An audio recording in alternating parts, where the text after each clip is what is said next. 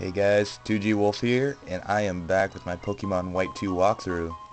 So we came across this bridge and found a star piece just now.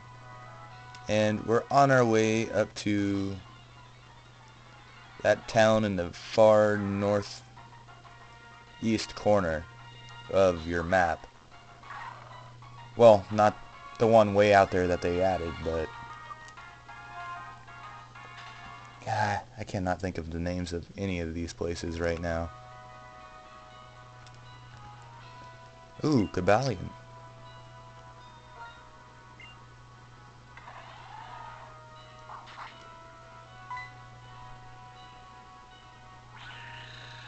Cabra! Alright, well, we'll come back and catch Cobalion in just a second. But I really want to get into this town and heal. Hi there, 2G Wolf. Well, hi. Hey, Big Green Hat. Aw, you use Fly, you cheater. Anyway, you go straight past Lucanosa Town, you'll reach Epelucid City. But before you go, there's something I want you two to hear. What is it? You'll know soon enough. Hurry now. So we're walking. We're not really hurrying, are we? You must be the ones who want to hear about the old tale about Lucanosa Town. That's right. Please tell us. All right, my dearies. Please come in. Okie dokie.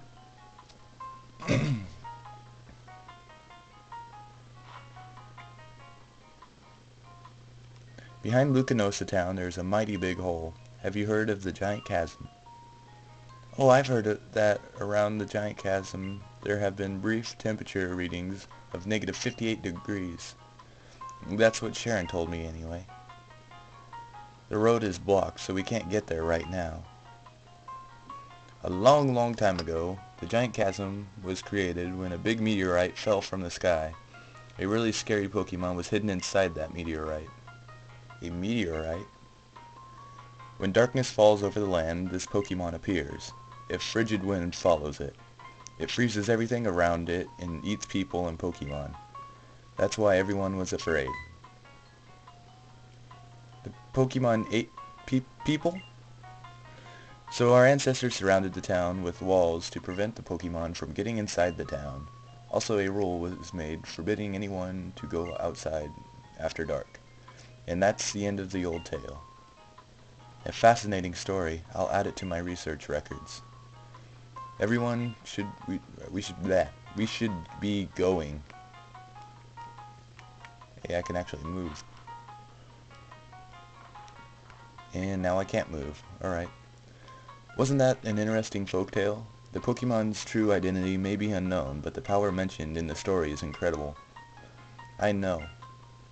The power to freeze everything around it could even rival the power of the legendary Dragon-type Pokemon. Yes, Bianca. It's almost like Reshiram, who scorched Unova with blazing fires long ago. By the way, 2G Wolf, do you remember the story about Reshiram? Yes, I do. So you remember what I told you, a little about what I told you in Lucanosa Town. Reshiram is a legendary Dragon-type Pokemon that lends its power to the person it recognizes as a hero who seeks truth. It has a white body and can send forth ferocious flames. Professor, do you think there's a connection between the Pokemon from the old story and the legendary Dragon-type Pokemon? The meteorite. The meteorite? Reshiram was revived from a rock called the Light Stone. Let's suppose the meteorite from the story and this stone are one and the same. Take into account that the elements from the same era were found in Dragon Spiral Tower, where Reshiram was, and in the giant chasm. It doesn't prove anything, but it could be a piece of the puzzle. Let's not write it off as just coincidence just yet. Your theories are true. If your theories are true. Oops, I messed that. Anyway, what kind of reason would there be for it to come out only at night? If it doesn't like sunlight or something like that. That's a lot of likes. Until we look into it more deeply, it would be hard to say. Now that I think about it, the name Lucanosa could be derived from Lucanus clouds, which are clouds that resemble a net or a fence. I wonder if the name is related to the part of the story where they built the walls to protect the town from that Pokemon. Sorry, I rambled on a bit, didn't I? Yeah, just a bit. 2G Wolf, could you go ask Drayden about this if you get the chance? I'm going to do a little field work. Bianca, help out, okay? Sure thing. Oh, just so you know, Epilucid City's mayor, Drayden, wrestles with his Pokemon to toughen them up. Professor Juniper, wait up. Alright. Yeah, she went on for just a bit. Alright. So, I'm gonna snoop around Lucanosa Town, and then, we'll go ahead and head back to Cobalion, because I'm sure he really wants to battle us. And really wants to join my team, too, so we'll head back and check that out. But in the meantime, let's snoop around Lucanosa Town a bit. See, Pokeball, right there. A full heal. There's a Pokeball over there. Gotta be sure to get that later when we move on to that route. Alright, let's check out this house. See what I tell you. A metronome. Now if you don't know what that does, it strengthens your attack each time you use it back to back. So let's say I decide to use Flamethrower. If I use Flamethrower again, that attack gets just a little bit stronger each time I use it. So it might be useful for like a Dragon type who uses Outrage or something of the sort. A Petal Dancer or...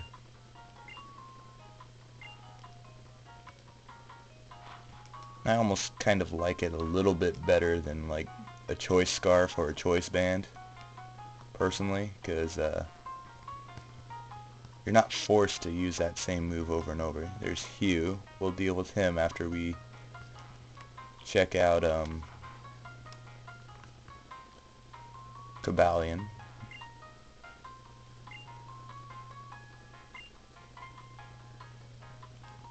We're just in that house. I think that's just about everything. I can't get past Hugh yet, I do know that. And I don't think I have time for that battle. So we'll head on over here to our buddy Cobalion. And, ooh, there's a Pokeball over there. Let's go get that. Ooh, moving bush. Let's see what it is. Ah, Nemolga. I was expecting something a lot better.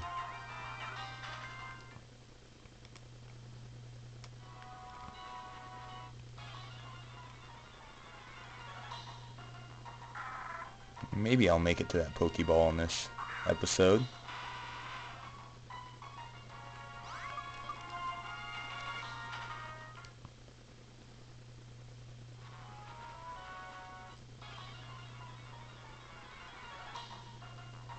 Ooh, Lunatone.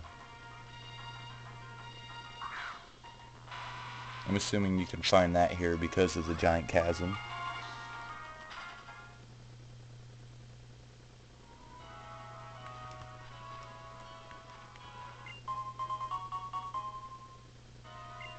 And there's how you'd get to the giant chasm there on my right.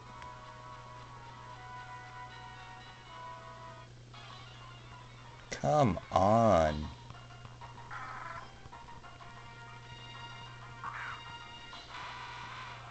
Alright guys, anyways, this is 2G Wolf, and in our next episode, we will take on Cobalion. So, this is 2G Wolf, and we'll do this in our next episode. See you guys later.